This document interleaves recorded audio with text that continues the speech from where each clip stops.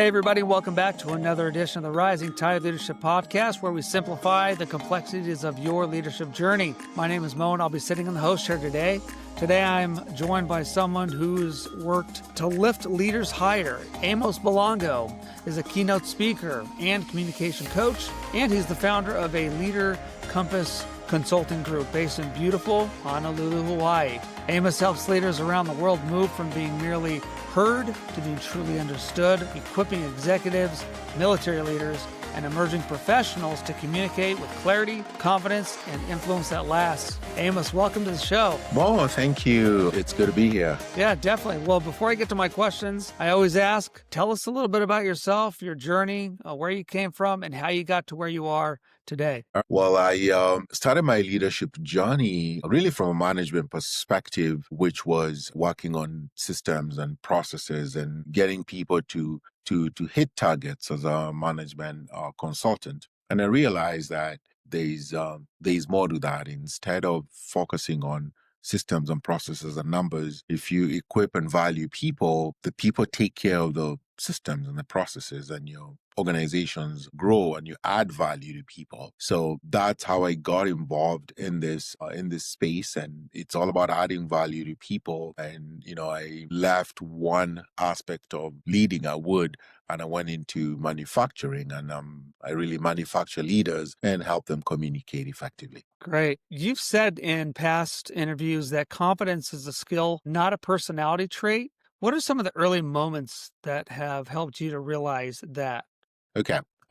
So competence really for me means, you've done something long enough, or you've done something continuously. You've made some mistakes. You've evaluated your mistakes and you've learned from them. That has been a model that I use to be able to really to create competence. So competence doesn't just come because you did something once, and confidence doesn't come because you did something right all the time. Competence comes from understanding this. These are my shortcomings. These are my blind spots. And this is how I'll be able to correct them going forward.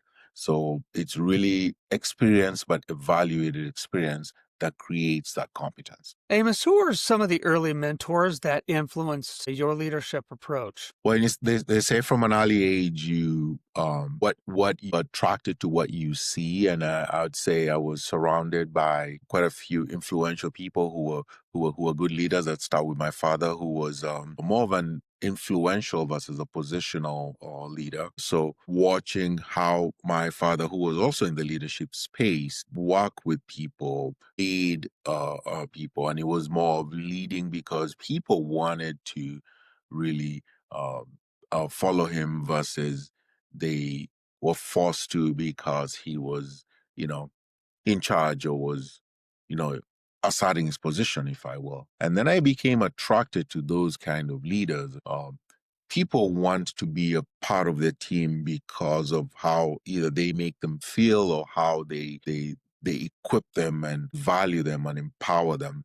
And so there's a lot, but I would say it really started from my dad and watching him. And, that's, they say, the most powerful influence you can have at an early age. And that's foundational because it sets the tone for who you end up becoming. What leadership lessons do you believe are universal across all cultures? Well, and again, before I go to the point of globally coaching, I never thought in my wildest dreams that I would be coaching people from all over the world and speaking all over the world. However, as I travel and as I meet people from all walks of life, senior military leaders, company executives, people who are trying to really become leaders and improve on their leadership skills, the one thing that I see as a trait, or I think is just a very important trait, is humility. And really understanding that, number one, we've all been blessed. And humility means that we recognize we have been blessed, but also understand that we need to be humble enough to be teachable, to be able to say, this is a journey that will never end, and we're constantly learning. And nobody is really an expert at this, but I'm just trying to learn so that I can equip others. And the thing is, more when I meet leaders, I always ask them, what's your motive? When I ask what's your motivation, what I'm really asking is, what's your motive? Because your motive determines why you want to do this. And if your motive is not to equip others and serve others and make, others better, then it really comes down to you're in it for yourself. If you have that kind of approach as a leader, you fail, because it can get very frustrating when you're looking at it from that perspective. Humility leads me into another thing more, which is teachability. When I meet people and they tell me, well, I know everything I need to know about leadership, and then you've just exposed your blind spot to me, because we know as much as we know right now, but there's so much to know and so much to learn. Yeah, unfortunately, we don't know what we don't know, and so some people need to have a little bit of prompting to understand that. So I love that. Right. Amos, you teach leaders the difference between communicating information and creating connection. How do you Mhm. define that distinction? Okay. And one of the things I really like about your podcast more is the simplicity of it. We try to take things that sometimes are complex and make them simple. And at the heart of communicating and connecting with people is simplicity. A lot of times, communication is lost in the complexity of things. I teach leaders that your message is only effective if it's been heard, if it's been understood, and people have taken action towards it. Because otherwise, you're just out there communicating, you're not connecting with anyone. As long as they're not connecting with your message, they're not taking action. And as leaders, we have to have a bias towards action, because you're a leader because you want things to get done. If you're a leader and you have a bias towards inaction, then you're really not a leader. You're just taking a walk. And so we you have to be able to motivate people and get them to a point whereby they're like, okay, I'm interested in what my leader is saying. And then the inspiration needs to come from inside, which is, hey, what my leader is telling me is something that now has inspired me. Now, that's an inside job that comes out in them. Then the next step is really transformation, which is the multiplication phase. Now, they've connected with your message. Now, how do they multiply it? And that's where you have to give them the steps of, okay, I've received this. This is powerful. How do I take it to the next level? And that way they have the clear steps of how to get from inaction, action, how to get from receiving communication, connecting with it, and doing something about it. What are some of the biggest communication mistakes you see leaders make in corporate environments or the military setting? Now, communication is one of the most interesting, dynamic, complex, yet fascinating aspect of leadership. I would say it's assumed communication. And assumed communication means that you assume that people have understood what you're trying to communicate, you know, and that's across the board. Happens to me, and that is why breaking things down to a point whereby they can be understood by an eighth grader or fifth grader is so important. Because I look at it this way, more life is already complex as it is. So if I'm leading a team, I'm communicating with a team, I want them to be able to apply what I'm talking about. And if I give it to them in a complex manner, chances of them applying it is zero. But if I give it to them in a simple manner where they can get it, they can break it down and they can apply it, that's my goal. So assume communication. You think people understood what you've said, and they don't, and nobody acts on it. And then on top of that, you do not have humility. And so you're operating at a level that your people are not at, and you're not willing to come down that mountain and say, hey, let me meet you down here and let's walk up together. That, I think, is one of the biggest blind spots I see in communication. When I teach young leaders, coaches, I've been a swimming and diving coach my entire life, and I tell people, if you can't explain the drill to an 8-year-old, you're making it too complicated.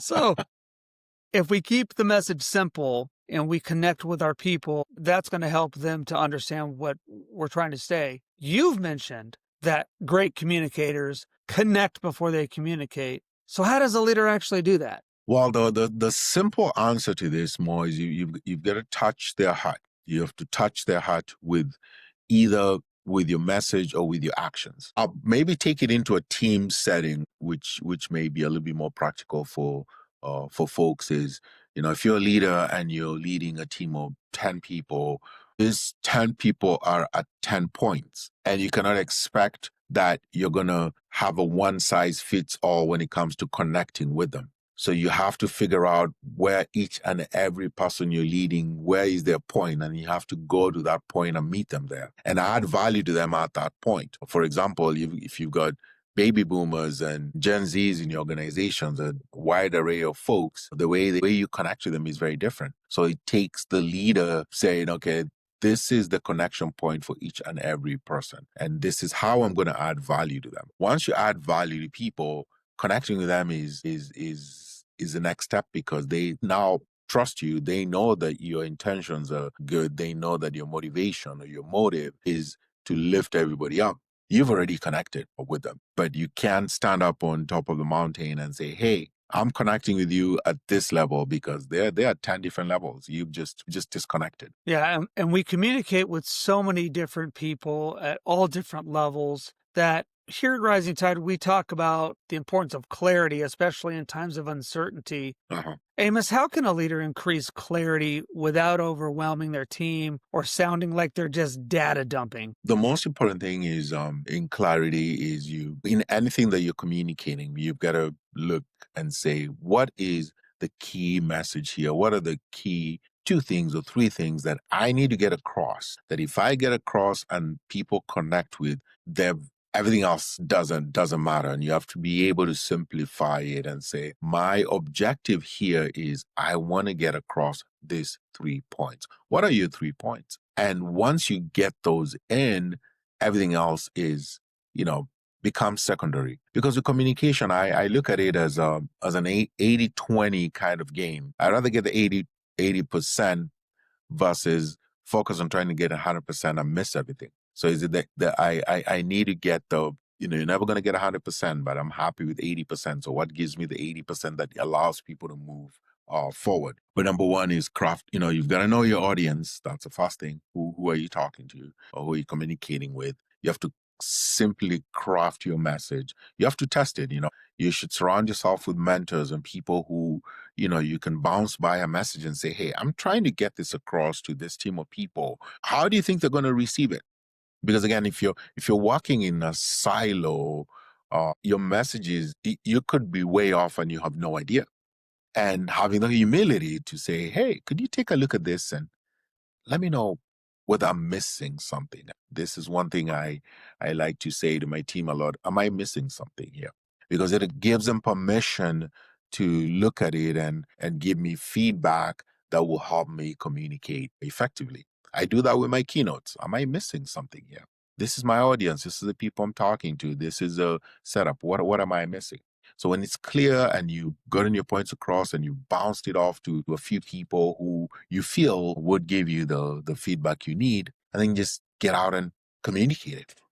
So that's one of the ways I would go about it. But don't think that you will get everything across. Just get your three points. Simple as that. Yeah, I love simplicity. Amos, you teach leaders to cultivate presence. So what does leadership presence mean to you? Leadership presence to me means, number one, there's something I call situational leadership. And that means understanding what's around you and who's around you when you're leading. And that's a connection versus a disconnection approach. What's your situation? The opposite of that would be situational awareness. You want to be aware of your surroundings. You want to be aware of your leadership and your leadership style and how it is being received. And presence is not about, you hear a lot of this person walks into the room and sucks the air out of it.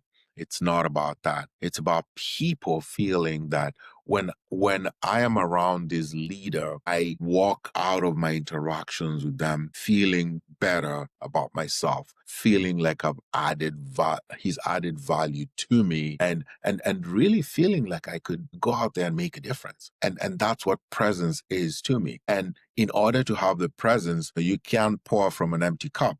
You have to fill your cup first. You have to be a better leader. You have to be a better communicator before you can have that presence. And it's not the best dressed guy in the room. It's not the person that walks in and everybody turns because they have got it's the personality. It's the way people feel when you interact with them. That's how I look at presence. Yeah, and you're in a lot of those situations. You're doing it, you're doing those presentations, you're keynote speaking, you're teaching to the leaders. How can a leader make a lasting impression in a high stakes meeting or a presentation that they're giving? Well, that's a great question, Mo. And how leaders can do that. There's variety of ways to do this. But for me, I look at it as what's the one thing that they will remember you for when you walk out of that room? Because you're right, high stakes, high pace, everything's moving very fast, And I always revert back to storytelling.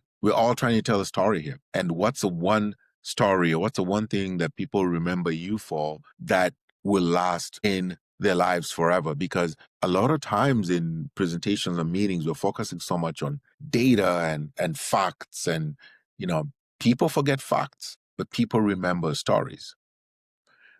I can barely remember facts from meetings I had last week, but I remember the stories that people told in those meetings that was so impactful, and that's how they'll remember you is by storytelling and making them relevant. Because if you're in a leadership meeting, a presentation, and you can't start telling stories that are not relevant to what you're talking about. They have to be able to kind of match what you're trying to communicate, and every story has to have a point. So you can't just go off on a story for storytelling purposes. That's different. It's here's a story. This is how it's related to what we're trying to achieve, and this is why it's important to do this. And I think that's a one thing for me. Be unforgettable. Yeah. I remember my homiletics professor, pretty much my preaching professor when I was going to seminary to be a pastor. And I remember he said to us, and he was very explicit, he said, keep it simple, the KISS principle, keep it simple, stupid. Yeah. And then he said, when you speak, it's really easy. You tell a story and then make a point, and then you make a point and you tell a story. And you just do that over and over again. And Amos, I'm telling you, it changed the way that I looked at speaking. Yeah. Absolutely. We're consumed as human beings. We're designed as human beings to consume stories. And when you look at, from time immemorial, people sat around fires, people sat around places and just consumed stories. And many cultures in this world have passed on their cultural practices, not through writing, but through stories. And these stories live on from generation to generation. So it is something that's in our DNA. We just have to unlock. Yeah. Amos, one of the principles that I was taught as a young man and teach to the young people in my class today is I was told great speakers are a dime a dozen, great communicators are one in a million. Can you share with my audience what communication habits consistently show up in high-performing teams that you've coached? Well, that's a great point you just made. In fact, the greatest leaders are the ones who can effectively communicate their message. And you can have really a great message, great ideas, but they're only great if they've been communicated and effectively understood by others. Some of the traits that I see in the greatest communicators are a constant hunger to want to expand their horizons. And that comes down to learning. I want to learn everything that I need to know about, and it's knowledge in different aspects of life, in different things, in global affairs, in understanding what's around you. And that takes me back to talking about situational leadership. So that's the first thing, hungry to learn. You got to be hungry to learn and to be able to fill your cup. The second is teachability. I want to be able to understand that, when I communicate, I want feedback, because my audience or the people I'm communicating with will be able to point out the things that I could do better next time. And that's, evaluating your experience and saying, this is a great experience, and not stop at that, but what feedback can I get to make the next interaction better? Great communicators have communication coaches. You always say, do not hire a speaker who does not have a communication coach, because it means they've stopped growing, they've stopped learning, they've stopped becoming green, they're rotting. if well, and the other key trait I see is really they're able to talk slowly but get the point across.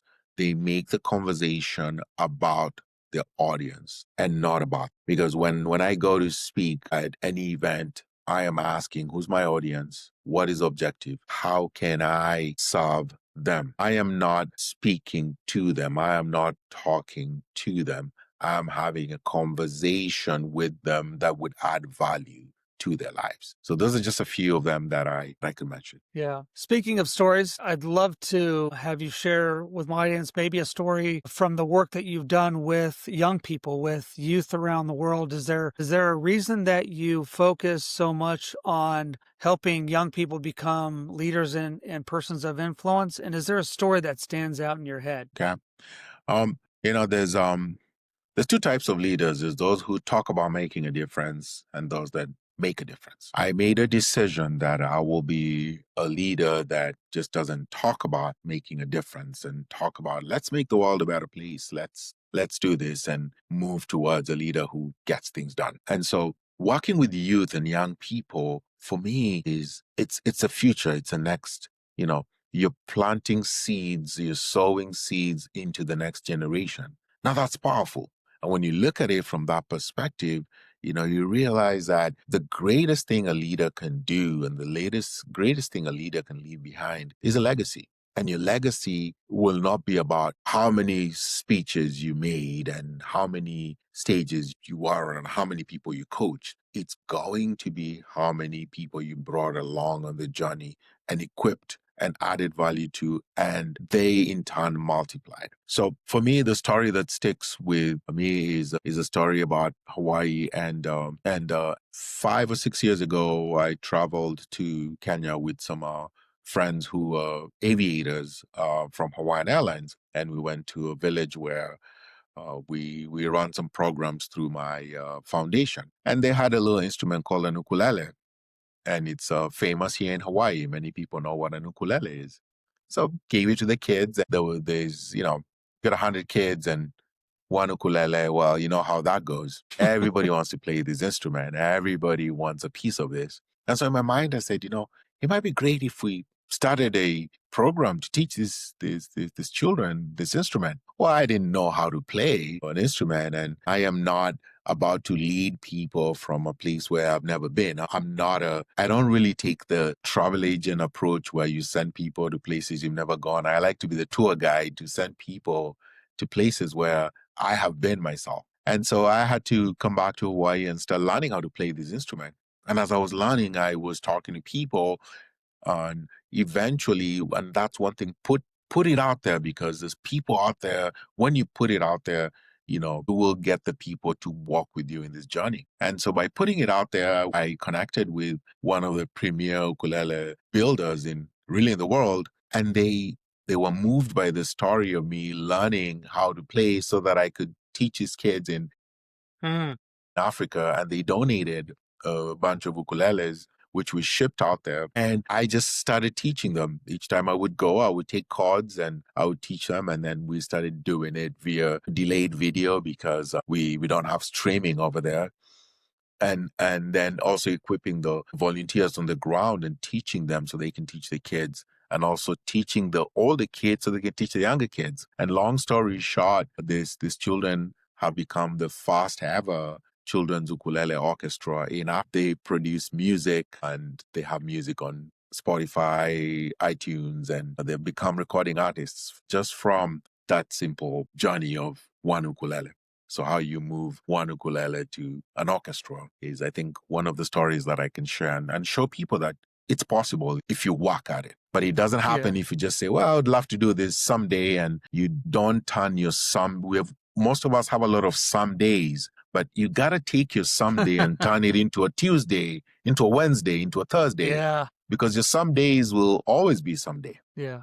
I love that. Amos, for leaders out there that just feel like they need to gain a little bit more confidence when they're speaking or communicating in general, what would you say to them? I would say, number one, speaking is, it's not easy, because naturally standing on stage, if there's 100 people, there's 200 eyes looking at you. So it's okay to be afraid. It's okay to be nervous when you communicate with people. But the first thing I'd say is do it. Do it nervous, do it scared.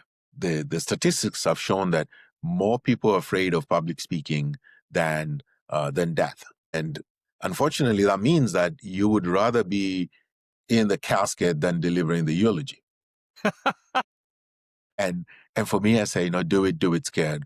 Understand your audience, do your research, be prepared, because 80% of your fear is gone when you prepare.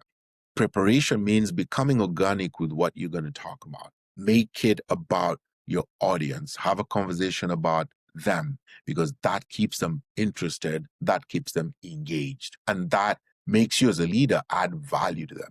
Because when you're adding value to people, you're leading them well. And then everybody deserves to be led well. So if you look at it from that perspective and you simplify it, you connect with your audience, you prepare and rehearse. You don't wing it, because the winging it thing is what makes people very nervous. And then get out there, know that you're still going to be a little bit scared. I get on stages all the time, but I'm always scared. But I still do it scared. And I've been doing it for so long. So yeah, but the most important thing is just get out there and do it. And then get the help, get people who've done it like me. And I can tour guide you through it. But don't get a travel agent to teach you how to speak, because they've never been on a stage.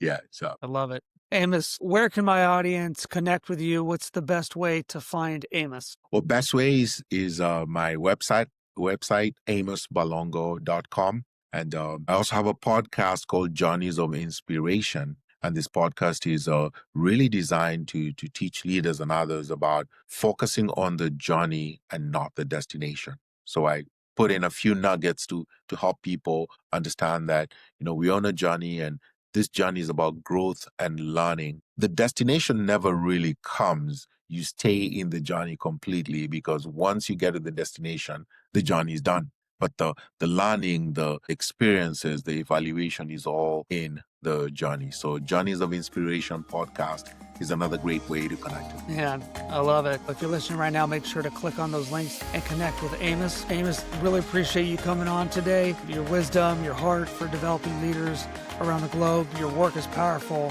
helping people become better communicators and helping others add value in the leadership space and around the world. So I appreciate that. For our audience, don't forget to like, subscribe, and share this episode with somebody who needs to hear it. And sign up for our newsletter. It comes out every month, and it's free. Give you the good stuff. Until next time, Amos, appreciate it. Love to have you on again. Have a great day. Thank you.